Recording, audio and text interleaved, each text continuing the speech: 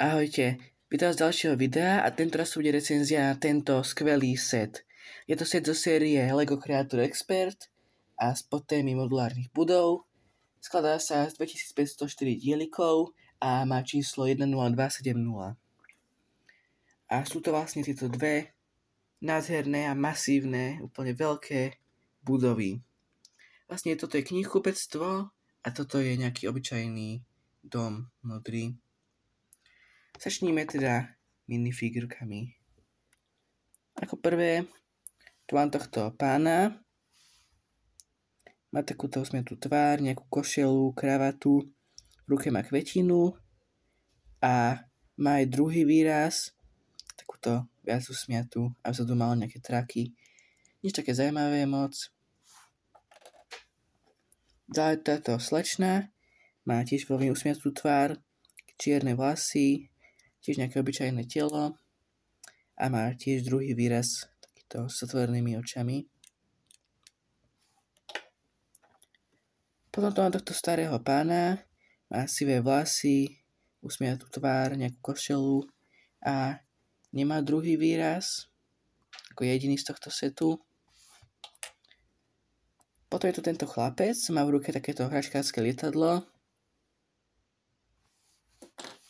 Má čiapku, šál, nejaké tričko s banánom a má takýto výraz, akože sa bojí na druhej strane. A nakoniec toto stará pani má v ruke dážnik, tiež nejaké obyčajné telo z Lego City a má takýto druhý výraz. Teraz vám podrobnejšie ukážem obidva domy a začnem týmto hnedým. Je to vlastne, ako som už povedal, knihkupectvo. Na chodníku je takáto zaujímavá textúra, akoby použité sú tam trojuholníkové dieliky, nejaké listy sú tu popadané a taký typický sivý chodník. A je táto veľká breza, ktorá je postavená z technik dielikov. Na tomto kanári sedí vtáčik v hniezde a to je zaujímavé, že toto hniezdo môže byť aj vlastne ako nejaká kožušina pre minifigurku, ale tu je to použité ako hniezdo. Sú nejaké žlté listy, ako je to na jeseň. V takomto kvetináči, kde sú vlastne použité ako takéto čierne párky, ako nejaká ozdoba. Potom tu dole nejaká polica s knihami, vlastne potlačený dielik s nápisom Once Upon a Time, čiže vlastne kde bolo, tam bolo. Tuto je nejaký lampáš, alebo nejaké svetlo, nejaké zelené okná. A tu je napísané Birch Books, čo vlastne znamená po anglicky Birch breza. Je to pomenované vlastne podľa tejto brezy. A sú tiež potlačené dieliky, žiadne nálepky v tomto sete nie sú našťastie. Čiže takáto zaujímavá technika urobená. A na druhom poschodí tu sú len takéto okná, nič také zaujímavé.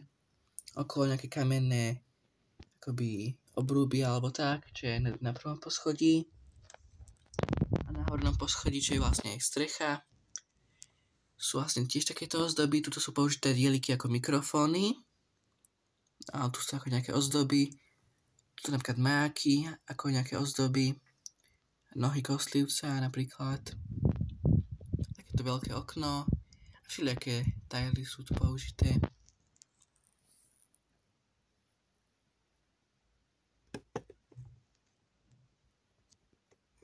Zozadu tu žiaľ nie je nič, čo je smutné. Je takáto holá plejta vlastne. Nejaké dvere, okná.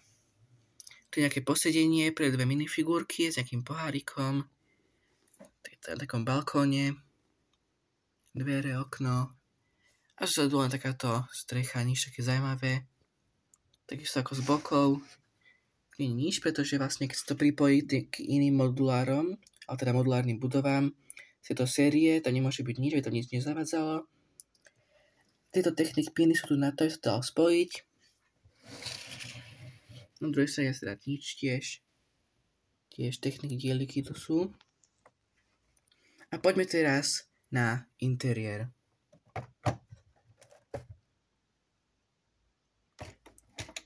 Začnem teda prvým poschodím. Tu toto sú schody na vrchu. Je táto kniha, neviem prečo tu je. Je takýto dielik potlačený, ktorý sa dá aj otvoriť. Takýto istý dielik ako tam vpredu, čo som vám ukazoval. Potom tu je nejaká polica s knihami. A toto celé sa dá dať preč. Ups. Nevadí.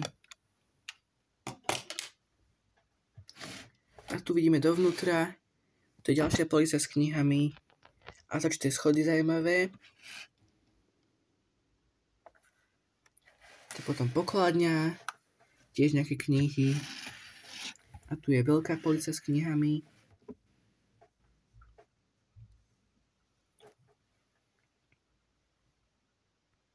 Na druhom poschodí sú tu tiež točité schody a pod ním je vlastne vstup akoby.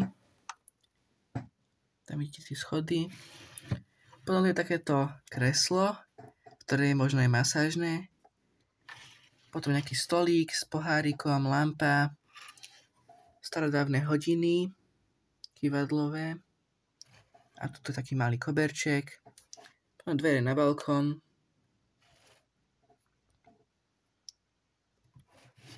Tuto už nie je nič.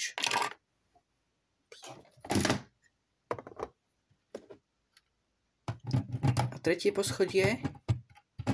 Ako ste predtým videli, tam bola strecha, ale ja som dal teraz preč. Je tuto.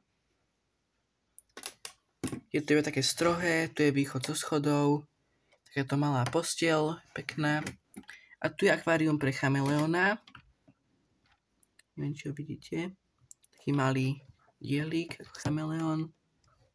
Také maličké, také skromné. A vlastne v tomto dome býva aj tá pani, táto, ktorá aj v ňom pracuje v tom knihkupectve. Ešte tu aj tú strechu môžem dať. Tak. Tento druhý dom je menší síce ako ten prvý, ale bol zaujímavejšia stavácia ako technika a aj bol trocha ťažší. Tuto na spodku je tento chodník. Tu ešte je vlastne lampa tu mala byť. Táto. Tu sem dám aj.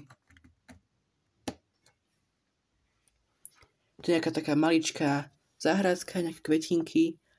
Tu sú schody. Také zaujímavejšie to bolo stavať.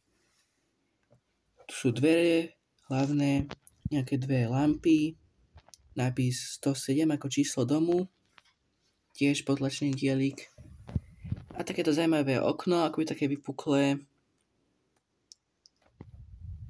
Je taká modrá kupola malá, nejaké ozdobia, táto strecha bola dosť taká zaujímavá, ako z takýchto maličkých 1x1 dielikov tam bolo použitých.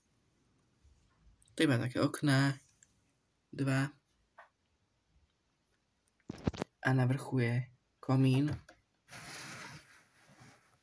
Na boku samozrejme nič. A aspoň tuto vzadu niečo spravili. Takýto malý záhon, nejaké dve rastliny a jedna tekvica. Aspoň niečo. Potom tu sú schody do zadných dverí. Na druhom poschodí je tu takýto malý balkónik tiež, nejaké dve kvetinky, dvere a takéto jedno okno. Na streche takmer nič. Tento dom má takúto malú pivnicu, v ktorej je rebrík, potom tu je pasca na myši, taký veľmi zábavný akoby easter egg, potom nejaké nožnice, nejaké vrece, schody hore a tu sú takéto malé dvierka, ktoré sa dokážu otvoriť a vytiahnuť sa ten rebrík sa dá. Druhé poschodie sa dá rozdeliť na dve časti. Táto jedna, tá vlastne nie je nič vnútri, to je len takto, sa nedá dať tam nič. A druhé je toto, to vám ale ukážem o chvíľku. Na prízemí tu sú schody, pod nimi sú dvere vlastne do tej pivnice. Tu je viešťak na klobúk a tu má byť ten dážnik, ale ten stále padal, tak som ho dal preč.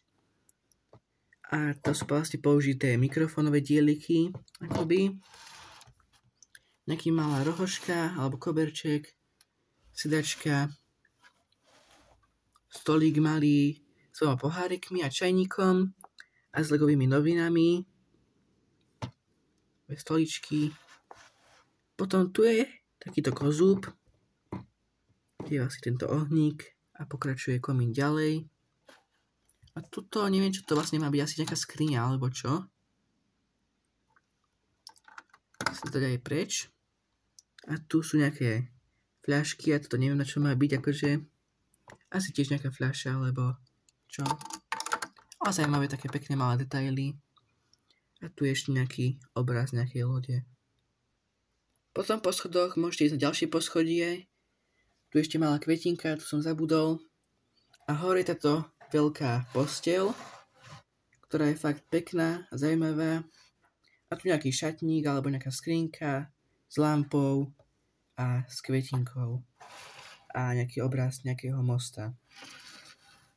A tuto vlastne dám späť toto. Teraz sa to dá uzavrieť. A v tomto dome vlastne bývajú tí starí rodičia. Tento pán, táto pani a ten chlapec je u nich práve na návšteve. Teda za mňa je tento set úplne skvelý. Tuto ešte vidíte, ako sa dajú tie domy prehodiť. Aj v takomto poradí môžu byť, to je len na vás, ako to chcete mať. Alebo ich môžete mať aj oddelené od seba vo svojom meste. Preto sa aj volajú vlastne modulárne, že si ich môžete usporiadať ako chcete. A sa mňa tento set určite teda 10 z 10. Z kopu skvelých malých detailov. Akurát, čo je ešte trocha škoda, že ten chodník tuto vpredu je strašne že maličký. Že tu 2 pánačik prejde. A vzadu je kopu nevyužitého priestoru. Čo by ešte mohli tie domy posunúť dozadu trocha a urobiť väčší chodník. Ale aj taký ten set akože fakt skvelý. Skvelé figurky, skvelé detaily, skvelé stavanie to bolo. A ja sa mi teda lúčim, majte sa dobre a dajte like, komentár, odber. Budem za to veľmi vďačný a ahojte.